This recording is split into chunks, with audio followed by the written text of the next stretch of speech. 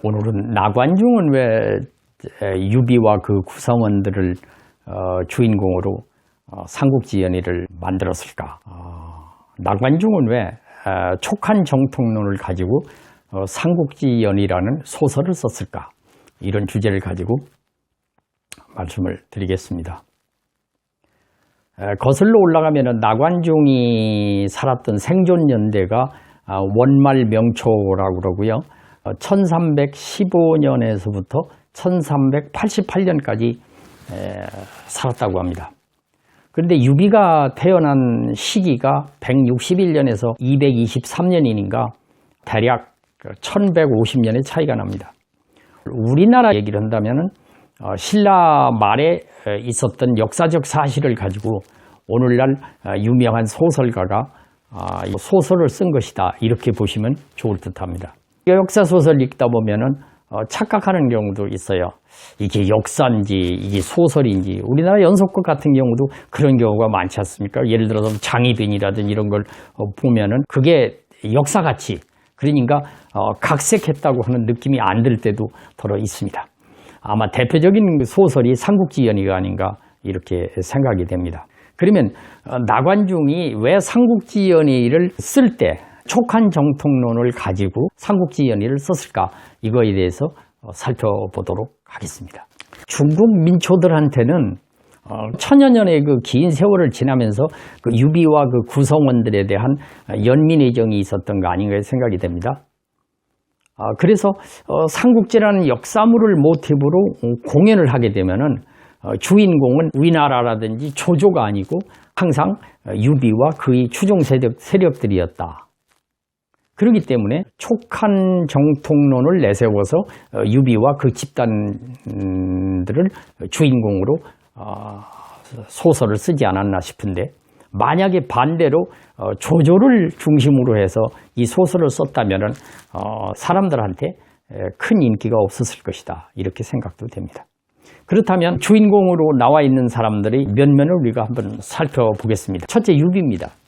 이 유비는 사실 몰락한 황족이고 가난하게 살았고 별 볼 일 없습니다.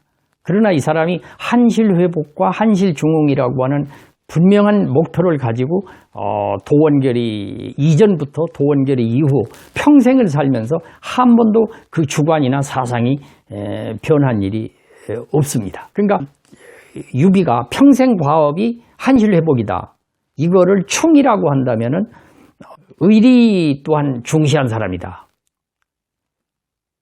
예를 들어서 젊었을 때 도원결의 이후에 세 사람이 먹고 자는 거를 항상 같이 했다든지, 또 벼슬을 할 때나 벼슬을 안 할 때나 항상 그 영욕을 의형제들하고 함께 했다. 평생을 함께 했다.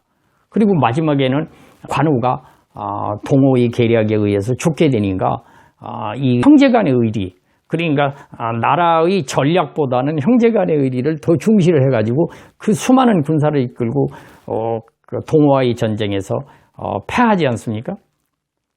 근데 전략적으로 볼 때는 대실패라고 그러지만 다시 이거를 보면 유비는 정말 의리 있는 사람이다.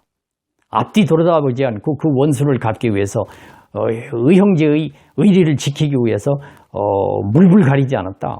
이거는 높이 평가할 만하다, 이렇게 말할 수도 있을 것 같습니다. 왜 이런 말씀을 드리느냐면, 오늘날에도 사람들은 이해득실을 따져가지고 조석으로 변절하는 사람들이 많은데 비하면 평생토록 변하지 않는 그 투철한 사상, 이거는 우리가 눈여겨볼 만하다, 이렇게 말씀드리겠습니다. 그 다음에 이제 관우는 그 충의가 정말 뛰어난 사람이다.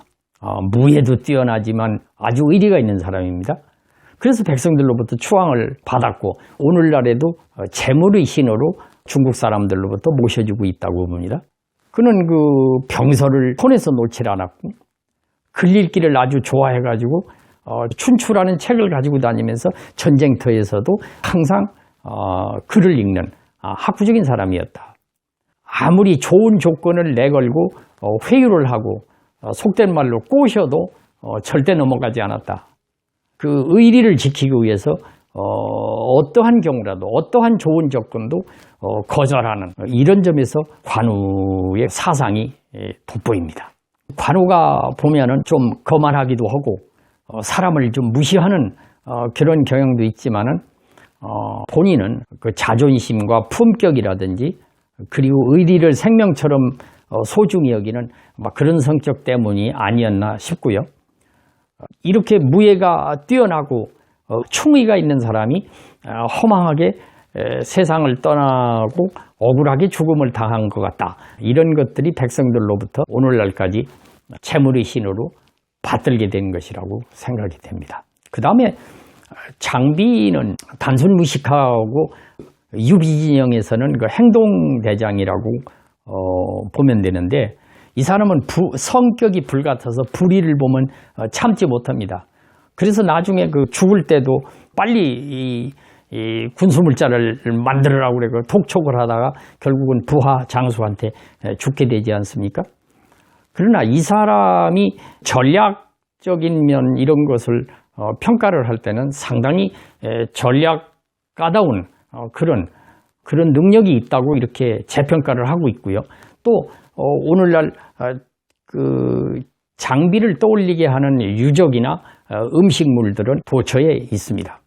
그러니까 단순 무식하고 성격이 불같다고 하는 그렇게 단점만을 이야기하는 사람도 있지만 사실은 장비가 장수로서의 능력과 자질도 충분히 갖춘 능력 있는 장수였다.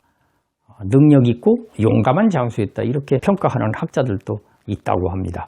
다음으로는 이제 제갈량에 대해서 말씀드리면 잘 아시다시피 제갈량이 아니었으면 적벽대전에서 조조를 이길 수도 없었을 것이고 또 촉한이라고 하는 나라를 건국하는 데는 아마 유비 혼자로는 감당하기 어려웠을 정도로 제갈량은 능력이 있는 사람입니다. 그리고 이 사람이 쓴 그 출사표를 읽어보면은 이 출사표를 읽고 눈물을 흘리지 않으면 충신이 아니다 라는 말이 있을 정도로 명문을 지어서 후주한테 이렇게 바쳤던 그 제갈량은 오늘날까지도 오랜 역사 속에서 중국의 백성들로부터 가장 존경받고 좋아하는 충의의 표상이 아닌가 이렇게 생각이 됩니다. 다음에 조자룡인데 조운이라고 그러죠.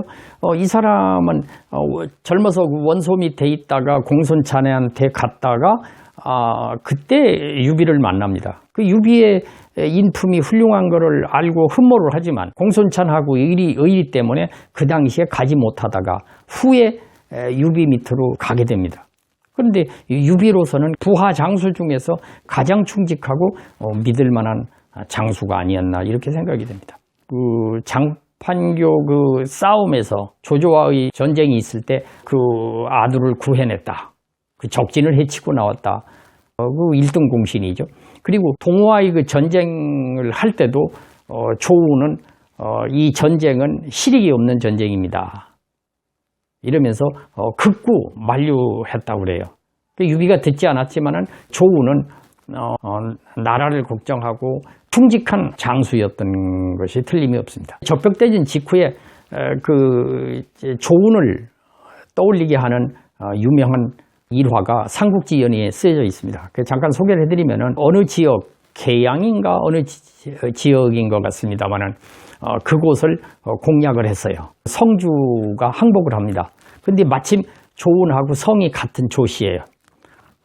동성동본이다 그래가지고 그 항복한 장수가 술상을 차려서 조운한테 대접을 합니다.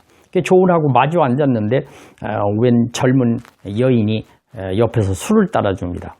누구냐고 조운이 묻습니다. 그랬더니 그 형님이 한 분 있었는데 그 형님이 돌아가시고 형수가 현재 혼자 계시다고. 조운이 술잔을 앞에 놓고 벌컥 화를 냅니다. 내가 형이고 네가 아우라면 네 형은 분명 나에게도 형일 텐데 여기 앉아있는 분이 나에게도 형수가 아니겠는가. 그렇다면 형수를 시켜서 술을 따르게 하는 법이 어디 있느냐. 이래가지고 상당히 화가 나가지고 이제 벌떡 일어났어요. 그 얘기를 나중에 그 제갈량이 들었는가요? 제갈량이 보고를 받고서 웃었다 그래요. 뭐 좋은 일 가지고 그렇게 화까지 낼 일이야 있겠는가 이렇게 말을 했다고 합니다. 그러니까 조자룡은 그렇게 강직한 사람이었다. 이제 이런 거를 보여주는 그런 대목이 아닌가 싶습니다. 이 사람이 나이 오래 살았어요. 70을 넘게 살았고 유비 진영에서는 상당히 장수한 사람으로 평가가 됩니다. 삼국지연의를 우리가 읽어보면서 나관중은 왜 유비를 중심으로 한 촉한정통론을 가지고 삼국지연의를 썼을까? 분명히 그 소설은 아마도 정사를 바탕으로 해서 소설을 썼다면 베스트셀러가 되기는 어려웠을 것이다. 누가 그 책을 잘 안 볼 것이다. 이렇게 생각이 됩니다. 오늘은 나관중은 왜 유비와 그 구성원들을 주인공으로 소설을 썼을까? 이런 주제를 가지고 말씀을 드렸습니다.